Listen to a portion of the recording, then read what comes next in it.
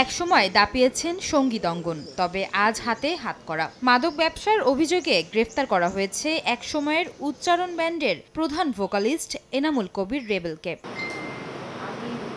Crystal meth বা আইস এক ধরনের ভয়ঙ্কর মাদক, যা ইয়াবা তৈরির প্রধান কাঁচামাল। দীর্ঘদিন ধরেই এই আইসের ব্যবসা করে আসছিলেন এনামুল।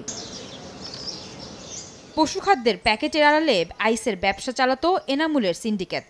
গোয়েন্দার তথ্যের ভিত্তিতে চালানো হয় অভিযান। গ্রেফতারের পর সব স্বীকার করেন এনামুল কবির। এনামুল কবির রিবেল, ওনাকে গ্রেপ্তারের পর ওনার কাছ থেকে মূলত আমরা এই 1 কোটি টাকা মূল্যের 1 কেজি আইস আমরা উদ্ধার করি। ওনার দেওয়া তথ্যের ভিত্তিতে আমরা জানতে পারি যে উনি এই ব্যবসাটা মূলত এই মোহাম্মদ লিটন ওরফে লিটু বা ভাইজানের নেতৃত্বে এই ব্যবসাটা পরিচালনা করেন। পুলিশ জানায় এই ব্যবসার মূল হোতা চাল ব্যবসায়ী লিটন। তবে চাল ব্যবসার আড়ালে তার মূল ব্যবসা ছিল মাদকের কারবার, যদিও এখনো তাকে গ্রেফতার করা যায়নি। বিকাশে কম খরচে ক্যাশ আউটের লিমিট বেড়ে 50,000, প্রিয় এজেন্টও 2টা। লিটনের বাসা থেকে আমরা বেশ কিছু মালামাল জব্দ করি, যে মালামালের ভিত্তিতে আমরা মোটামুটি নিশ্চিত হতে পারি যে এই ব্যবসার নেতৃত্বটা মূলত এই মোহাম্মদ লিটন, উনি মূলত এই ব্যবসাটা পরিচালনা করেন। বাসায় আমরা অনেক কিছু জব্দ করতে সমর্থ হলেও ওনাকে গ্রেপ্তার করতে ব্যর্থ হই। পলাতক আসামি লিটনকে গ্রেফতারের চেষ্টা করছে পুলিশ।